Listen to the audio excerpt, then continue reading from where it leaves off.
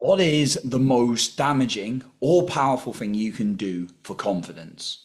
Well, today I'm going to share with you what I believe it is for me. So, welcome back to the podcast. Thank you for being here. I appreciate you for listening. I recently went to a big event with Danny Morale. It was called Awaken, and what I did was I got the most expensive ticket there. Bit of a stretch, but what I did was surround myself with some very successful business owners, some multi-millionaires, and people who are very high level of consciousness and awareness in their life. And it's no judgment to anyone. Everyone's on their own journey, and I'm always evolving. And I like to speak to everyone as equally when possible. We don't always get it right, of course, because our brain gets in the way, and it's got that natural judgment to kind of for survival instincts. But I had a couple of life-changing conversations which really boosted my beliefs, the way I was thinking about things and looking at things.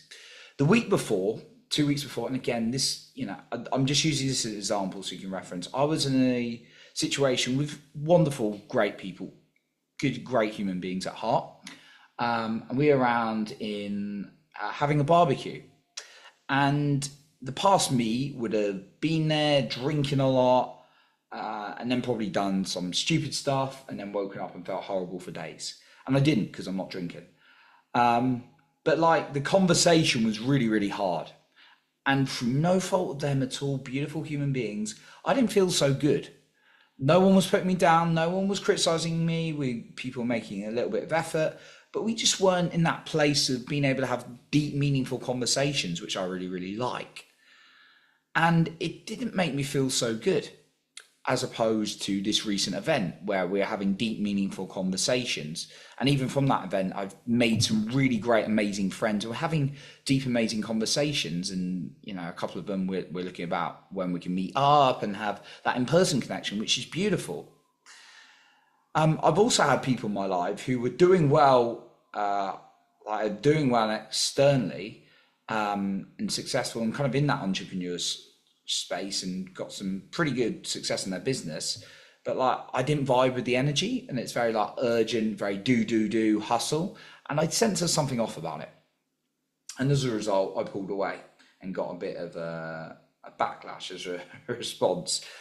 But yeah, that wasn't making me feel so good. And I just wanted to talk about this concept of people around you can be one of the most powerful or things that can destroy you in terms of confidence, I believe.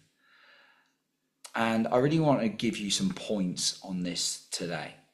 Think about it for yourself. When you've been around people, how do they make you feel? So we're going to dive into this today. So here are some points around how to really build a environment of people around you to set you up to win, to make you feel more confident than not. Number one, notice energetically how you feel around certain people. Like not logically, not like, this person's like very successful in what they do. This person's good looking, so they'd be a good asset. This person's got a lot of money. This person's been my friend for years. Not a logical perspective. Energetically, how do you instinctively feel around people?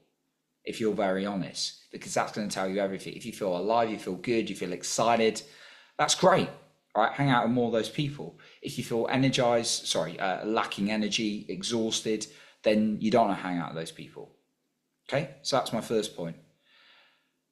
The second point is listen to people uplift you. Like if there's an influencer who you think, they're successful, but every time you listen to them, you're exhausted, you feel drained. Maybe their way works, maybe their way of making money works for them, maybe they're good at something. But if they don't make you feel good, don't listen to them. Pay attention to people who make you feel good, who make you feel inspired, uplifted. Start listening to more of them, because it's not just about the people you're hanging out with, it's the people you're listening to is a big impact as well. Number three, find groups of similar interests. There's lots of that on in today's age of like things online, also things in person. So start looking at groups of people who are interested in things similar to you. And then number four enjoy time alone.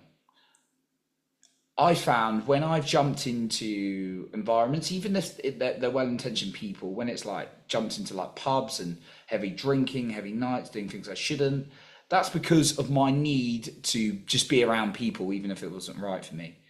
And that is very damaging because you don't enjoy time alone.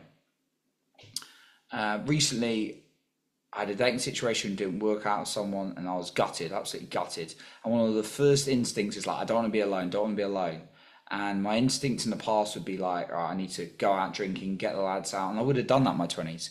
And now, even though it's really hard and some of the challenging thoughts, the negative questions that come into my mind, like I'm learning to be okay with myself. It is hard, but when you have a real like not back, but it can be one of the most blessing things. I've got to a place where I'm so at peace. Like I had a like I'll give you an example. Today I was doing a rowing competition with a great, a great bunch of people around me, but not necessarily we're into the same things. And they're around having some drinks, having a barbecue. I'm there for the rowing and the fun and a little bit of chatter. And there are times I just sat I had my journal with me, sat there, just did some journaling, and then I'd engage in a bit of conversation, maybe go for a walk if they're drinking a bit more. But that's me being okay with being alone. Right now, I'm just alone in here. And yeah, sometimes it gets a little bit sad, but being able to sit in myself, not as often as it used to, but being able to sit with myself is one of the most empowering things that I found personally has really, really helped me as well. Okay, so to wrap up, in terms of one of the most powerful things you can do for confidence, what we talked about today is notice energetically how you feel around people, listen to people who uplift you, find groups of those into similar things, and enjoy time alone. Get used to being alone because you're going to seek less validation and being with things that don't serve you if you don't enjoy time alone. So get used to that as well. So that's what I've got for you today. I appreciate you for being here. And remember to lead with your heart and not with fear.